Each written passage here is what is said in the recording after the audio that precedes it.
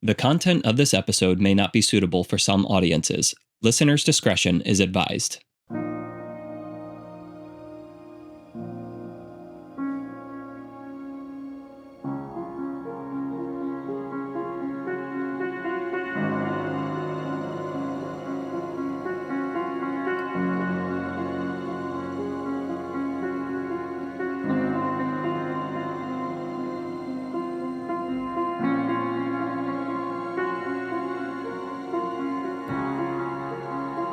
Welcome to the place of rest, where our aim is to give you language that helps you displace the growing confusion, chaos, and dis-ease of our times.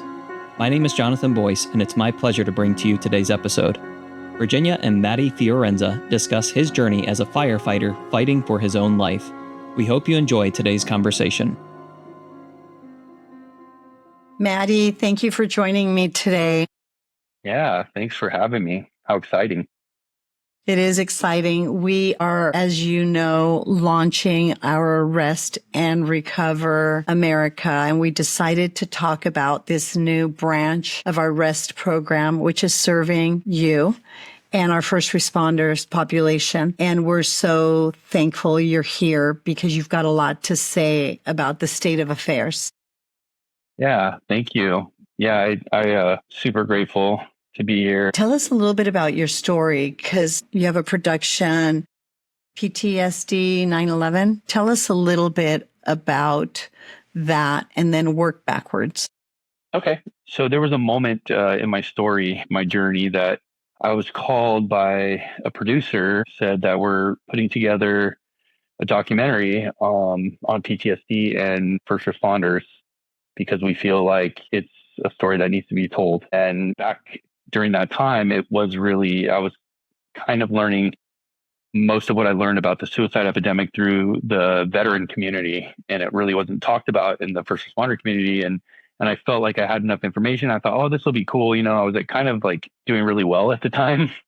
And so I agreed to it. So they chose me as a firefighter, a dispatcher who took the Boston bombing call, and an officer from Maryland, and said, we're going to follow you around for, it turned out to be like 3.5 years. And we're going to just kind of tell your story, not knowing that I would start to struggle again in my own recovery and in my own journey. But it turned out to be a really beautiful thing. And the producer and the documentary filmmaker is a Christian. And I was kind of like a lukewarm Christian, would say I was, but I wasn't really living as one. Turns out at the end of it, I was brought to Christ through a local church. And so my baptism is kind of the big ending, which I think is the message and is really beautiful because it wasn't in the plan in the beginning of the documentary. So I think that's really cool. Tell us a little bit about your story and then what's happening in mental health. I started to struggle. I was a firefighter paramedic for 22 years. I come from a family of law enforcement, Marines, Army. I come from a service background family. It's Italian, Irish, Catholic family, and with a lot of adverse childhood experiences. And about 10 years on the job as a paramedic firefighter, I started to struggle with what we know now as the symptoms of post-traumatic stress disorder. And they just really didn't know what to do with me. And I was associating with substances and affairs and alcohol because those things were in the culture, and I kind of it was just the go-to, and so I suffered a back injury, and I didn't get hurt. I didn't go through a roof. I like to say I didn't get hit by a car on a fire. I wasn't on the cover of the Orange County Register. I couldn't get out of bed after 15 years of service. And so I got thrown into the work comp system, and I felt betrayed and alone and abandoned by my brothers. And then I started having ideation, really bad suicidal ideation. And I had a suicide attempt, and I ended up in a trauma retreat, a suicide prevention program for combat veterans, where I started my journey, and didn't think I'd make it back to work. And I did. And I took everything I learned in that small amount of time about myself and recovery, got into some 12-step programs. I was able to kind of bring that back to the first responder community. And then organically, God just started using me to speak to different places. I was teaching a meditation practice that I learned. And I was working with some tip of the spear people, and I helped to build a first responder only treatment center in Newport Beach. And I I got to learn what the back end of that looks like. And I was really all about it at first. And so I learned by my own experience what it's like to go through a work comp case, a work comp system. And then working for the treatment center, I got to see what it looked like on the other end, on the insurance end. And then I started to, I was really all about it at first because I was real naive. And then I got to see what greed looks like, what protecting the machine looks like, what getting certain shot callers on the departments to get in your back pocket. So you send people to them, and then the rotating cast of characters, and just the hamster wheel that they put us on. And they just, we were out there asking and teaching departments peer support, and we're asking them to teach their people to ask for help. And then we were feeding them to the wolves, and it wasn't getting better. You said a number of things that I'd like to clarify for our listening audience. When you talk about they, who are they? Is it the establishment of mental health care professionals? Yes.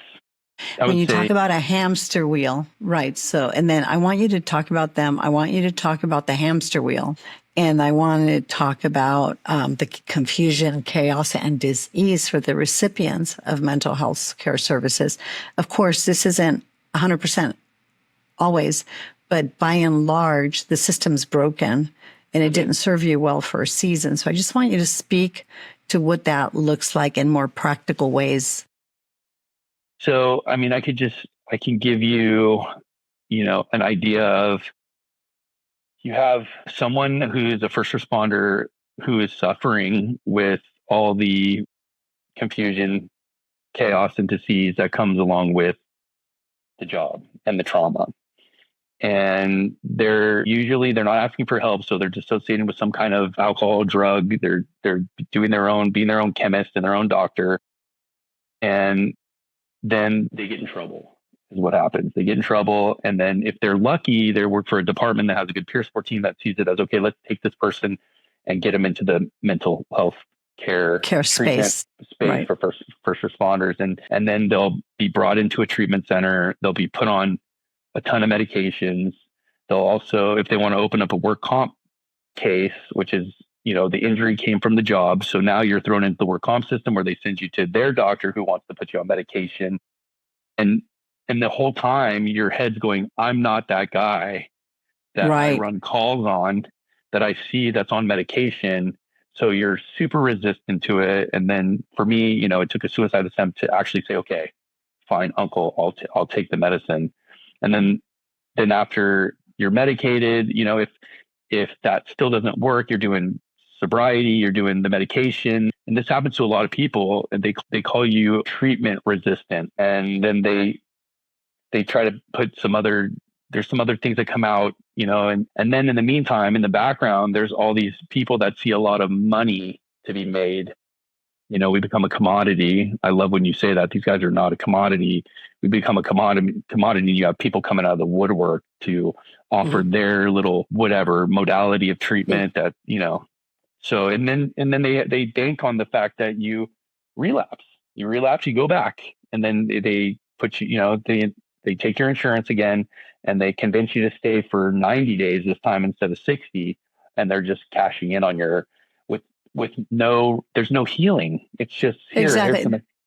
There's a lot of good intentions, and there's a lot of programs that are doing their best, don't you? Yeah, so. They're doing their best. And I know you're not assassinating the character of anything, but you have done a lot to help me feel like I'm not crazy, because I've identified the breakdowns in the system, but I'm not as well acquainted with it as you are. Right. Either is our team, but we're becoming quickly acquainted. And I do see that the system is broken. It's insufficient. We have to do more. Yeah. And I just want to say, like, what you're hearing out of me is I'm compelled to not let my brothers and sisters in service suffer the way I have.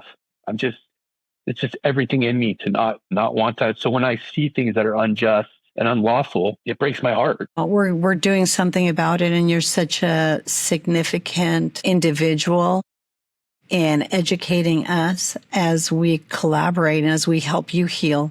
We're bringing a lot to you. I know we are, and I want you to talk about that for a minute. But you've brought so much to us because we didn't have the credibility really or the authority to speak with any measure of conviction about the things you're addressing.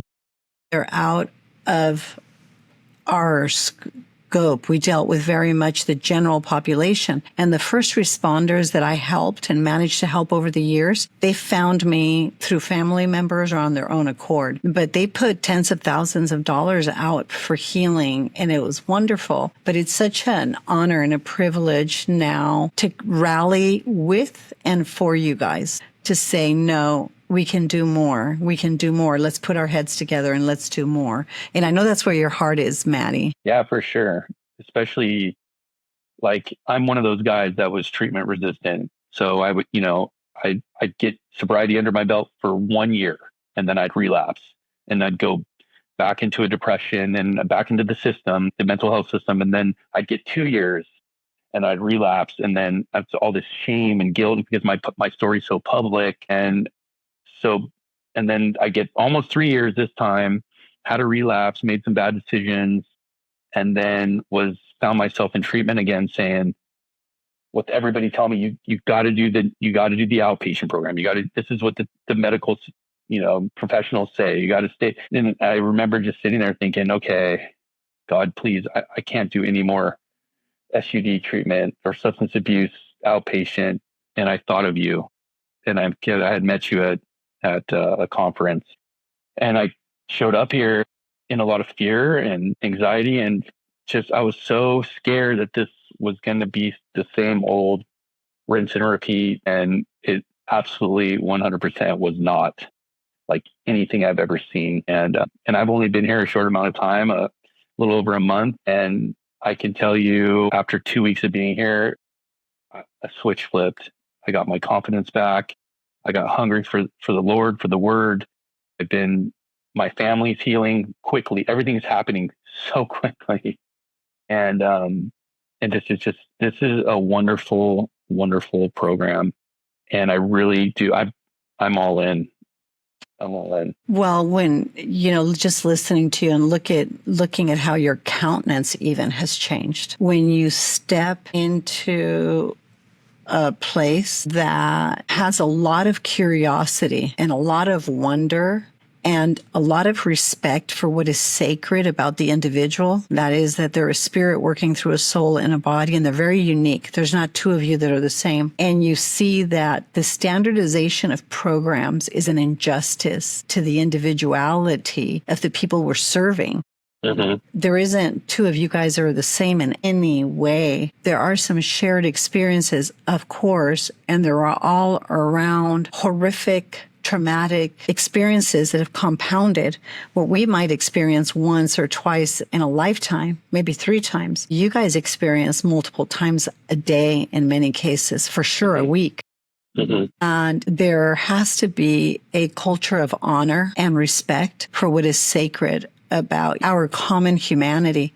So I think one of the things that struck me that first day I met you was how can I say this? Your vulnerability, your honesty, and the absolute fear that this would be more of the same. Because if anybody's well versed on what's happening with treatment and programs in the country, it's you. You speak all over on this matter. So you gave me a newfound respect for the merit and the value of what we're doing, because I realized, wow, you think you know what you're doing, but in fact, you better listen with your heart. You're going to hear a lot of things you're not going to understand. Virginia, make sure you ask a lot of questions. And that's a discipline here anyway, to ask a lot of questions, but it is to help you find meaning and sanity in this place of rest where we believe we've developed over 40 years a program with modules that are very specific so that you can identify your point of entry into rest. And you guide, I think, the healing, not us. We make things available, but the master, you're the one that really has to show up. And from the beginning, I think you guys are really extracting what you need from these universal principles that are really common sense. They're self-evident. And it's a beautiful thing to watch you blossom, Manny, and to get it. You repeat it with such authority. You really just get it. Yeah. And that was one of the things that really struck me. It was like, I've seen bits and pieces of everything from all these different programs and all these different things I've done. But this was everything wrapped up into one place, and the things that work. And like you said, the laws of nature and the self-evident, like the truth has a certain ring to it. And when I started hearing this, I was like, I couldn't wait to learn more. And at first I was like, I want to be able to articulate this. And it was just like, slow down, just absorb it. And I'm understanding with the power of the Holy Spirit of what you're teaching us here. And it hasn't been as difficult as I thought it was going to be. Like, I'll just be driving and I'll be like, okay, there's that concept, and this is how it's showing up in my life, and this is what I can do to take authority over X, Y, Z. It's common sense, isn't it? Yeah. It's self-evident, it's common sense, and it's consistent with laws of nature. That's what's so important. When you come into alignment with those things, you're going to heal. And I am. And I feel like I was almost there, and then almost there, and then almost there. And right now I feel like, boom, like something locked. Yep. Well, you said something during one of our meetings. You said that you can see the day, because our ambition is not to have a bunch of centers and house a bunch of people. And, but we have a data-driven, evidence-based mental health care program for general population and now first responders. And the dream is to teach, implement, advance the cause of rest more than have a 100, a 50, 100, 200 bed facility, or a lecture where we're programming hundreds of people a week. That isn't the aim. The aim is to communicate and teach this. And what do you see, given where you've been and what you're experiencing? What do you see for the future that could give us hope? This cannot be contained, and it won't be. Rest cannot be contained. I just see it, especially in the first responder community. I see it infiltrating. It's going to infiltrate everything, and it's going to touch the hearts and change the lives. The right first responders at first, and then it's going to be like wildfire. You're going to see it just blow through. Thank you. And I agree with you, because it's the truth. That's why. Right. And the natural resources for healing are within the individual. And you see that. Do you see an avenue for there to be some monthly or regular education in departments and via Zoom, whatever, so that we can equip and resource you guys before the breakdown? Absolutely. I think there's... Do you? I've seen, I've been a part of... I was one of the first mental health, quote unquote, facilitators at the Basic Fire Academy at Santa Ana College before there was any talk of mental health. And that was just me going in there, telling my story, talking about some of the things I did to get well, being open to, that your nervous system is going to be affected. There's science behind this stuff, right? And there's all kinds of different avenues. And I can't wait to when I'm ready and when God feels I'm ready to work on those things with you. I know all the avenues to get in there. And I think absolutely we got to get them early. We got to get them young, and we got to get them new on the job, and they need to be equipped and ready, because then down the road, they're not going to have to deal with some of the things that a lot of the people are dealing with now. Yeah. When we absolutely know, and we have a lot of integrative modalities to determine this, but when we know you're ready, I think you're going to be a voice of reason. I think your platform is going to be immense, because you have so much context for what happens before, during, and after this pilgrimage that we might call a breakdown, snapping, whatever you want to call it, PTSD for sure. But you're very articulate, you're vulnerable, you're honest, and you just show up with a lot of heart. And I think that's what we're going to need to turn this thing around. I always say we can heal the hemorrhaging heart of this nation in one generation. And it's going to be because of people like you and Jarrett but something has to change, and it has to change fast. Yeah, I agree. And I think you picked a great population of people, because these are people that the general public look up to. They look up to us. We're the ones that come on their worst day and solve problems and help. And I think if there was a lot of shame in the culture about what we were all going through, and now that there's a light on it, and I believe we have a solution here. You created the solution and put it in a way that first responders can get rest.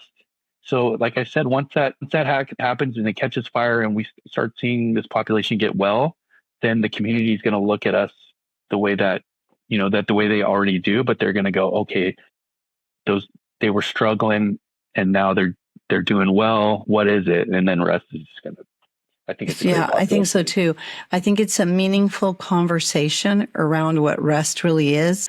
I think it is a common sense approach to what seems to be a complex problem, but the solution doesn't have to be so expensive, so intrusive, and so offensive. I think the stigma around mental health is so wrong and misguided because, well, first of all, I'll just say it now, and perhaps people will take offense to this, but I just reject the notion of mental health. The mind is a function of the soul. The mind, the heart, the will, the conscience, the feelings are a function of the soul. The brain that emotes and the body that emotes so much, that's different.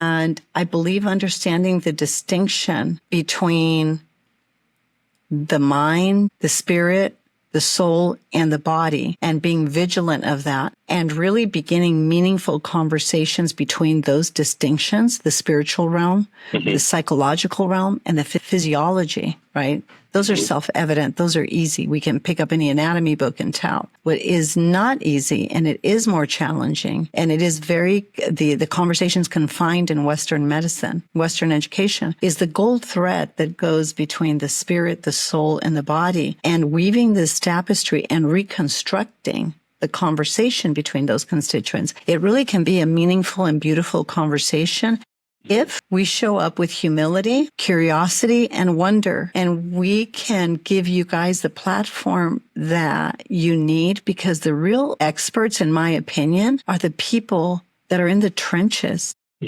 We get to come alongside of you and perhaps disciple, teach, and counsel, but have meaningful conversations around things like rest. Rest is the philosophy and the theology of how the soul works through the brain and the body. That's it. And if we can just have meaningful conversations to that end, I think the agents of change are not going to be conventional therapists and so-called mental health care professionals. I think it's going to be the people whose hearts are broken and souls are shattered from the mere weight of the things you guys have experienced and seen. And the rest of us, I think, have to show up for that conversation with a lot more curiosity than we do. What just came up for me too is we've built this structure around peer support, and right now all of our really good advanced peers, they're burning out. And there's no rest. There's no rest for them no rest in them. Mental health and what we're teaching them. You cannot, and it's happened to me a couple of times as well, right? It's not sustainable without rest. It's not sustainable at all. Exactly. Matty, you are one in a million. I can't wait for the sequel to come out. Me too. I think given all the things that transpired since the first one, even with some of the people that were part of the production, right? I know you've lost a few colleagues or one colleague in the process. It's going to be a beautiful thing for you to speak about maybe her life or his life and honor it with a deeper understanding of rest. Absolutely. I can't wait. I'm looking forward to it. A takeaway for first responders, spouses, families that may be listening? I would say if you're out there, if you're a spouse of a first responder yourself, or the child of one, and you're trying to find answers and you're getting pigeonholed into things that don't settle right, that this is the place for you. I think that you need to at least come in and meet Virginia and come into R.E.S.T and just sit here and absorb the feelings that I felt and the hope that I felt.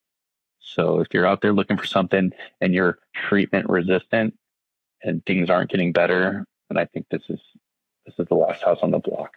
So thank you. Yeah, my privilege. It's not just me, it's all of us, right? Yeah. Things are happening here. It'll be fun to see what happens in the course of the next year. That's right. God bless you. Thank you for your service. Thank you for your humility, your dedication, and your courage, really, to do things like this and tell it like it is. Thank you, Matty. Yeah, thank you, Virginia. We hope listening to this episode has brought you closer to experiencing the freedom of wholeness and healing. If you have questions or comments about today's episode, or for updates about R.E.S.T, please visit our Instagram or Facebook at The Place of R.E.S.T. If you would like more information about Virginia, or to support and join the cause of R.E.S.T, please go to theplaceofrest.com/donate or call 949-289-5935. Thank you for listening to R.E.S.T with Virginia Dixon. We'll see you next week.